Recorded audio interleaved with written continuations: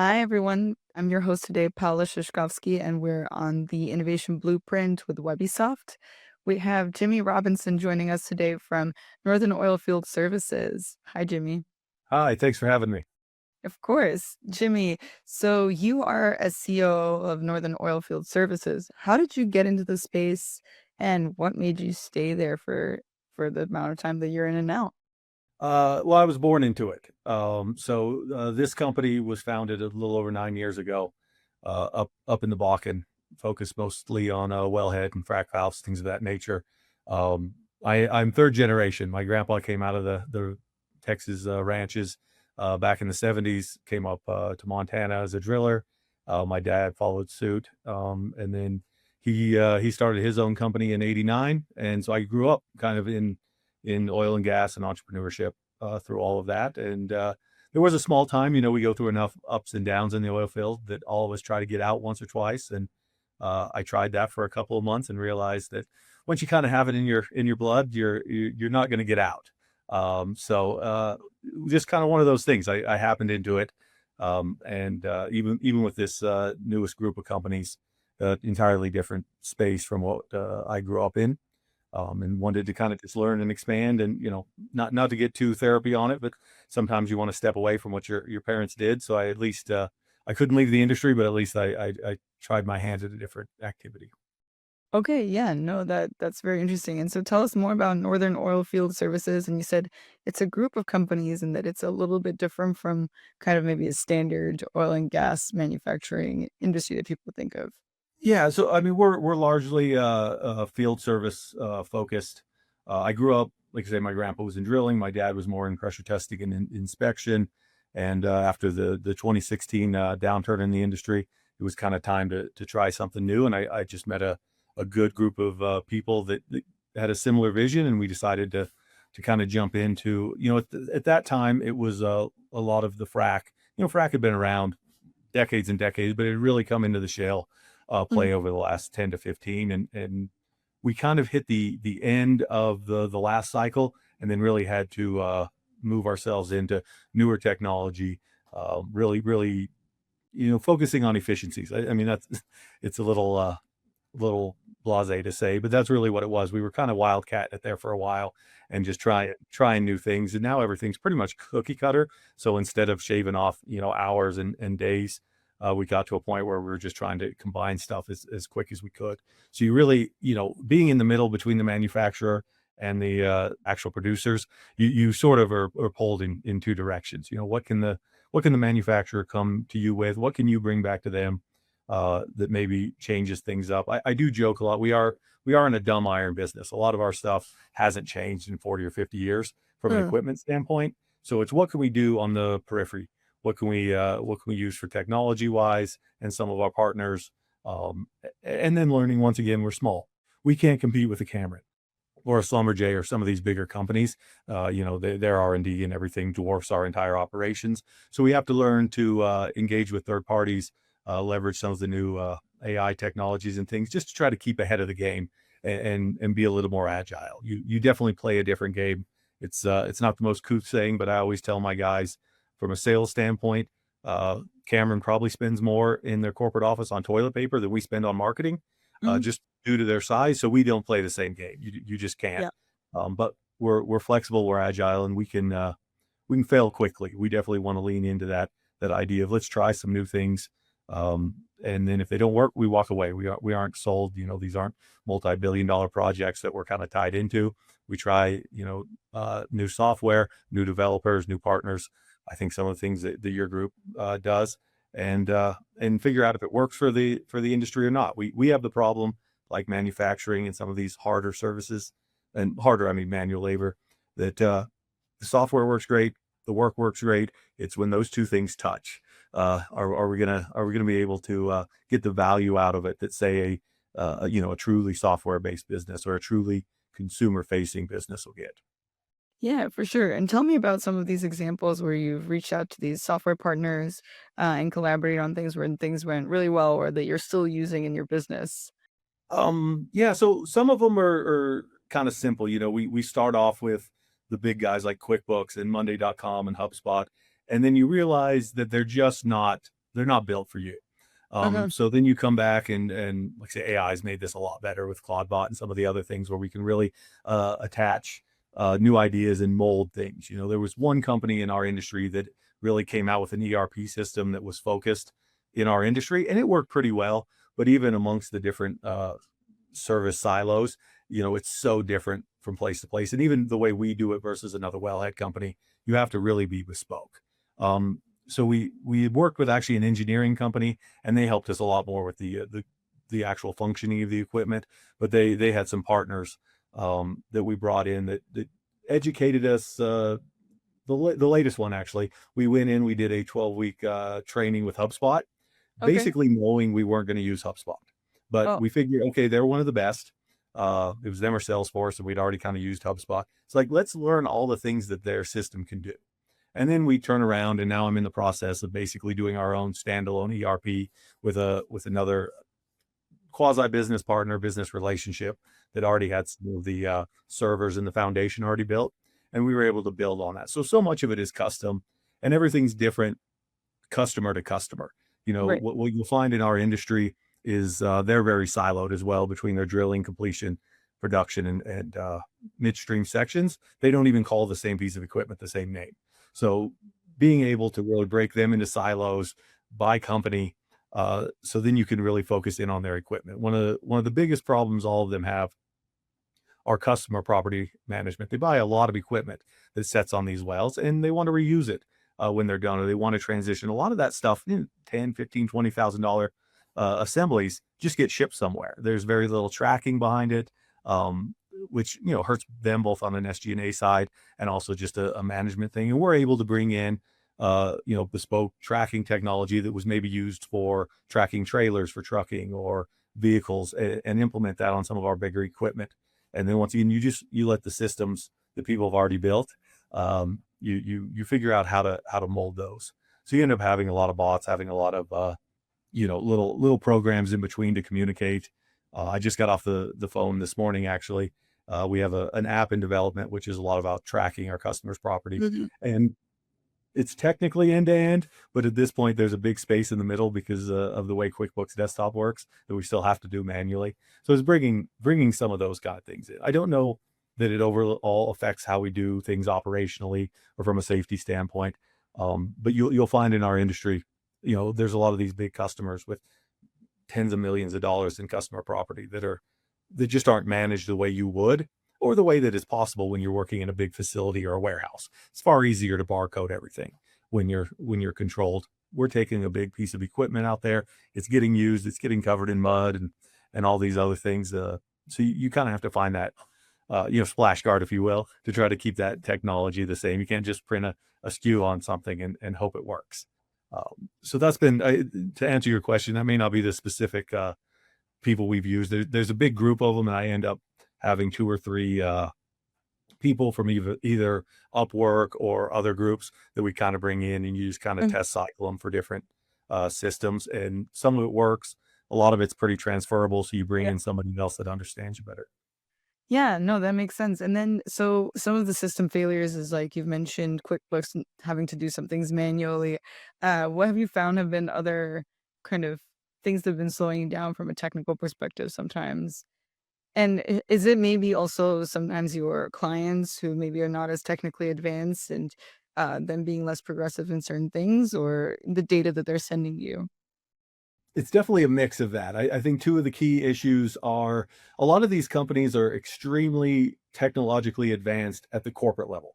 And then there's this gap when you get into the field and the rubber meets the road, and you've got a lot of people that you need the technical knowledge. And if you're going to be the guy that worked on a rig for 20 years and knows what's going on downhole, even though you can't see it, he probably didn't take a computer class. We're probably lucky if he can answer his iPhone correctly and do a FaceTime with his grandkids some days.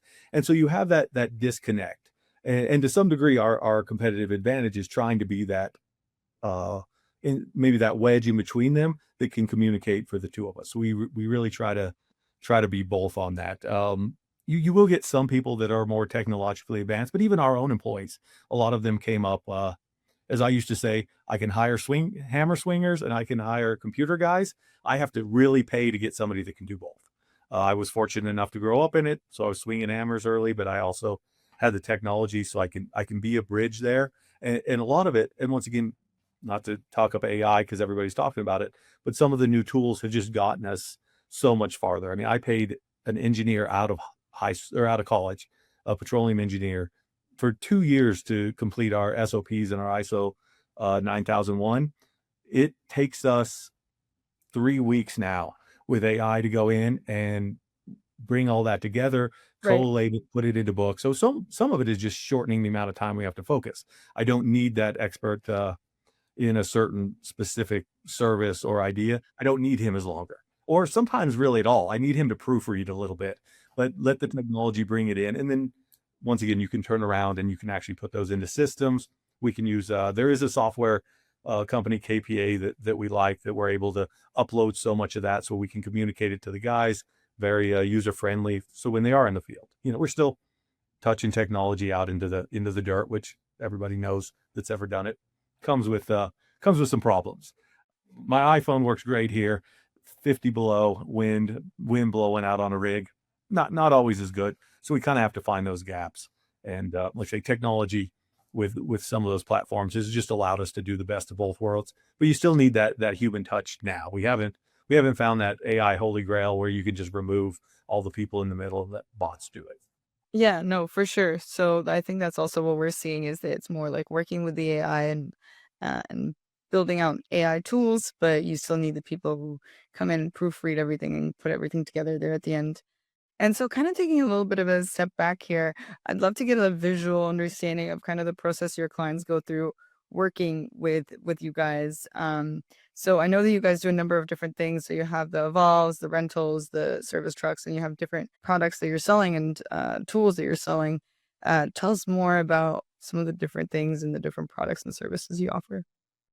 Yeah, it's kind of broken down. The wellhead and valve is what everybody will know. That's the top end, and then you really break it down into drilling, completions, and production. We have always really focused on completions and production, and now even more production. Um, and some of that has just come from the massive amount of expenditure to stay in the completion game, and it's been changing the fastest. Which, going a little history here, for a very long time, the drilling rig was always the most expensive part. So drilling was always the most important part of any exploration company. And as we started to frack, and that became the more important part, and where more of the money was spent, all the innovation seems to go into that. And we realized we can let the big boys spend the money and do the arms race in that area. We can step to the side, come in as a second or a third actor on a lot of that, and we focused on production, which is really selling the valves, and maybe, to put it in a better way, it's pressure control, right? It doesn't matter what the configuration or any of that is. Our job is to make sure when oil comes out of the ground, it's safe and it stays where it needs to go and it heads into the right direction.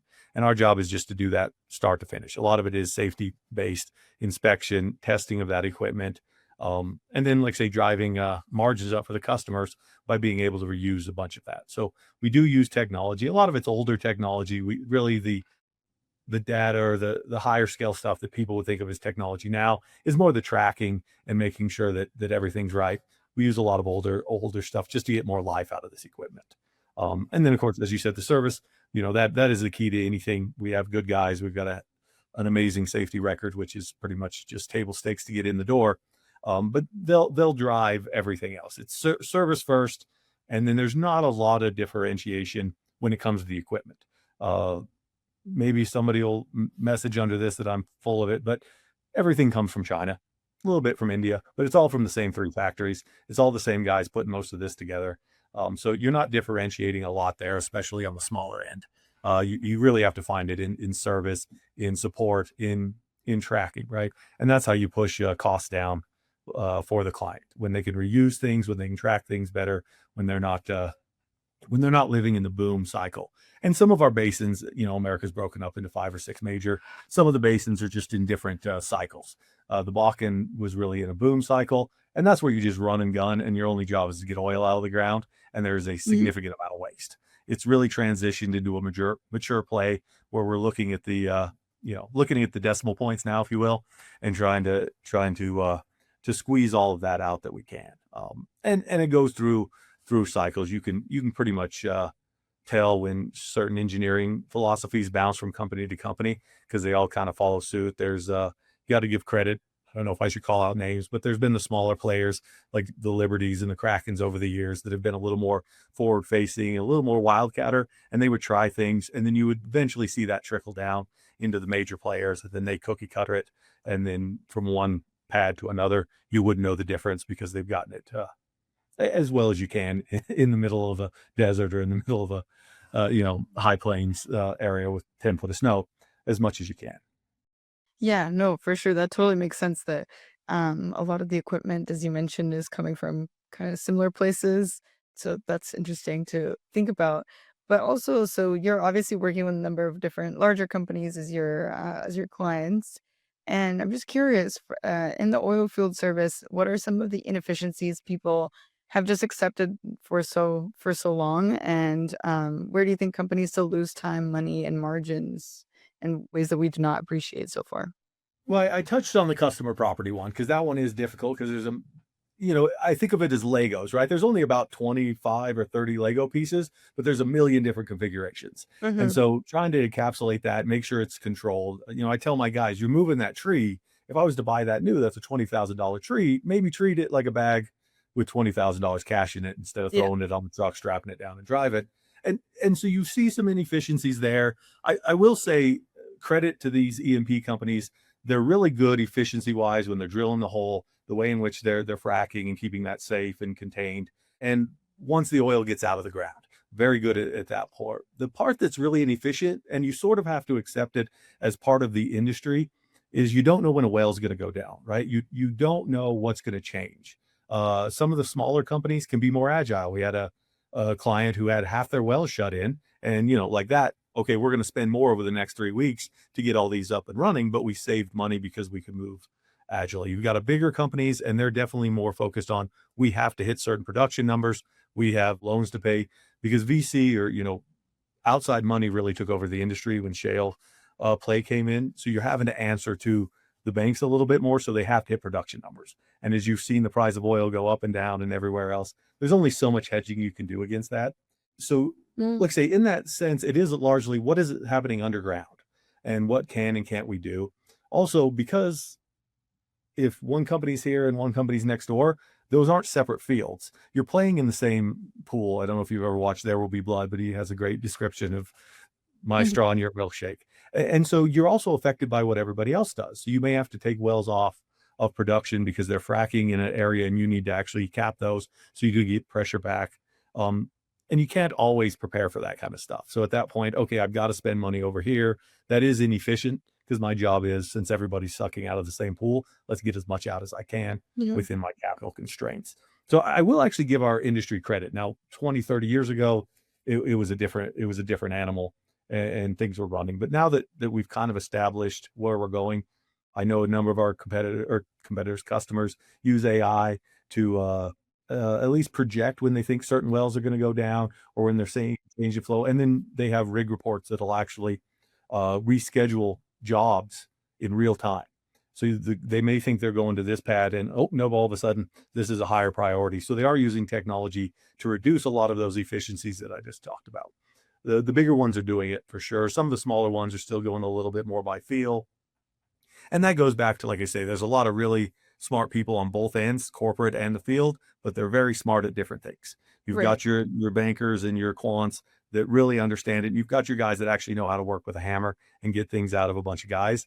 And coming together, you just have as a company have to decide, am I going to lean more on the quants and take away a lot of the power from the guys that actually know on the ground? Or are you going to lean away from that a little bit and really trust the guy with 30 or 40 years of experience in this industry that knows all these wells and let him dictate a little bit more? And like I say, that creates, I won't say problems, opportunities for us, because you just have to understand which way your customer leans and what their philosophy is. And then you can prepare. This company wants a lot of things on the shelf. This company says, don't worry about it. We'll call you when it happens. And you just kind of have to, silo yourself a little bit, even though they're all kind of using the same equipment. Yeah, okay, so very interesting. And then from your perspective, then how do you find out which customers are looking for what their strategy is. Is it the ones focusing on fields or quants? Like, what questions maybe from a sales perspective do you ask? Or So yeah, I mean, we have kind of a sales skit, if you will, or something. You can get a lot of information from the ground. Those guys are there. They kind of feel, the last one to know is the CEO, like always, right? So those guys are good. And then, we do invest heavily in relationships at the engineering and the corporate level because they're going to have an idea of the longer term. Now, to bring it back to technology, I will shout out my buddies Keith and Ian Myers. They basically took all the raw data that you'll find in a rig edge or a Baker Hughes report, all this open source material, and they brought it into a really amazing dashboard. And then we can go in there and you can understand certain things without talking to anybody. We know what the curves are on a lot of these wells from their high production until it drops down. And we know as it starts to hit, they're going to have to schedule to go from flow to either ESP or to pumps. That piece of information we have to get from the company. What's your plan? But we can project a lot of that using their technology to see where they're at. And any of the companies with open source information, which is Mhm. probably about 65 or 70% of our customers, you can look at CapEx numbers and all that stuff that Keith and his team have gathered for us, and we can project, ooh, they probably want to do that, but they spent 3/4 of their CapEx in the first half of the year. They're probably going to pull back. We can then bring that information back to our customers, let them know that we understand their numbers, maybe not as well as they do, but better than our competitors, and understand how their scheduling is probably going to go. That then helps us project what we need to order, try to help the manufacturers we work with, and then, like I say, work with engineering all the time to try to find efficiencies, find little tweaks. When you're talking about millions and millions of barrels a day, a little bit of tweak here or there, the percentages don't have to be big for the numbers to grow pretty quick. Yeah, for sure. It's very interesting that you're saying that your sales team is using a lot of data to make informed decisions and have the best, most educated conversations with your customers. I think that that's of huge importance now, and that your team is able to even build a product that helps you get those insights. And so now, what are some of the biggest opportunities you're seeing today for a service company like yours? So to caveat, we have at least over the short term, we've decided just to focus in the Bakken. So all of ours is very regional. There are Mhm. expansion. The beauty of certain plays, Texas, everybody's there. It's huge. There's a lot bigger pie. Oklahoma is beautiful because it has some oil and some gas, so you hedge yourself a little bit. Out in Pennsylvania is all gas, so you just have to play that game a little bit different. But Bakken specifically, very much an oil play. Um, I've been saying it for a couple years, and it's been coming true. I think at the end of the day, we're going to end up with 5 or 6 major players in the Bakken over the next 5 years, and you're going to have to learn how do I service these larger groups. And I think we've used a couple of different tracking technologies, especially with our well maintenance, where we can give them additional information back. Mhm. We're already out there to make sure the equipment works. We can geotag things to make sure it lines up with where their stuff is. We can use technology to scan for FLIR emissions and other things to try to catch problems before they happen. Um, and then because these companies are combining, we have a client now who the original client doesn't even exist anymore, and since then they bought 4 others. So they don't know, they have the paperwork, but they don't totally know what they have. They don't have it in a really easy and accessible platform. And to go back to what we talked about with software, I utilized Monday.com originally to build a platform where we could geotag, we could upload pictures, we could add all their information, and then I could give them access to just their portal. Now we're migrating that off into our own app that actually fits, easier function of looking. Like say Monday worked, but you're scrolling a lot, and Yeah. there's some things you just can't do when you want to pull data. But we were able to kind of do that jump there. I do think a lot of it comes down to the service and the maintenance, and really getting these companies as they combine comfortable with the new operations. Just because you have a well here and one a mile away doesn't mean they act the same. So the more data that we can gather, the more information, because we're out there, that we can feed back to them, will help improve their systems, or at least give them potential insights of how things are going. So I think a lot of it is a core focusing on the ground, trying to gather as much data. And there's a lot of other great companies that we talk to that do certain versions of that in different aspects, that I think help the companies. And that's really, I think, improved, if not efficiencies, oil out of the ground in less downtime and things of that nature, which we can track through our platforms, and is one of the key metrics we use when we look at areas to focus on. Are there more wells down in this area? Has production decreased? Is that because they've slowed drilling and completions, or are these wells older, or is that part of the basin just maybe a little bit played out? And that can affect the way we talk to a customer about where they're going to head next, as well. And these programs have done great. We did a big maintenance program for a small client. They just sold out to our second largest client, and we were Mm, very easily able to just hand them all that data. So they yeah. already have. Normally, you buy wells, and I have a friend in Oklahoma. His company bought a bunch of wells, and now they own like 20 in Kansas too that they didn't know about. Well, like we just know they exist on a map. So had the original company done that kind of work, which is what we talked our client into, it was easier for the transition. It was easier for the sale. So here's the equipment, both what we have and what the customer has to really make those mergers and acquisitions go. Yeah. And so, Jimmy, do you think that you guys are actually building more of a data company even beyond just like the products that and the equipment that you're selling? I hope we are. It may be I just listened to too many all-in podcasts in my first million, so I think that we're a little more techy than we are. I do understand. We understand the need for data, and all wellhead companies, they're very good about well reports and what they do. It's just always been paper, and then all of a sudden you got to have Lisa over there digging through 7 years of paperwork. So yeah, going digital to some of that, and then once again utilizing the AI tools to be able to search that a lot better, I think makes us better both internally from a service point of view. Because I have several people on payroll. While they have other jobs, half of their reason for being there is they've been there for so long. So you can send them a picture of this wellhead that was, Yeah. put in by a company that doesn't exist anymore. And then go, oh, that's this. It's compatible with Yeah. this. We can do that. And we are working. We used to do a lot of more archaic ways of gathering that data. We used to have cheat sheets, which were just Mm, big kind of, oh, this is how this works, or these pins are yeah. this level. And now we try to digitize that. And my goal probably next year will be to hopefully integrate that into our MyNOS app so that these companies can come in with some of that information and actually do some of the research themselves, so we can offer that tool with our logo next to it. So hopefully they call us. So I guess short answer, yeah, as much as we can. Yeah, okay, no, that's exciting and very interesting and forward thinking. And so we're kind of coming here to an end, and I usually ask this on my podcast, but what is some advice that you would give to a younger generation that's looking to get into the energy service world today? Do you think they need field knowledge first, or is it more business acumen? Is it more learning how to work with new technologies, or mechanical engineering? What would it be? I'm gonna go old school for this. Some of the guys that I respect the most, that are kind of the most well-rounded. I don't think in any industry it helps you to just be technical or just to be hands-on. People like my father, my business partner, a number of them, they went in and went to school. We're getting petroleum engineering degrees or mechanical engineering degrees, and then part of it was just their fate that they came out of college when the oil field was down, so they took whatever job they could. So most of them ended up in the field. And those guys that ended up coming out of that group in, say 79 to 85, 86 are just so much better than the generations around them because they have both. They have some technical knowledge, they understand it, but they actually went out there and did it. They actually, through the chains.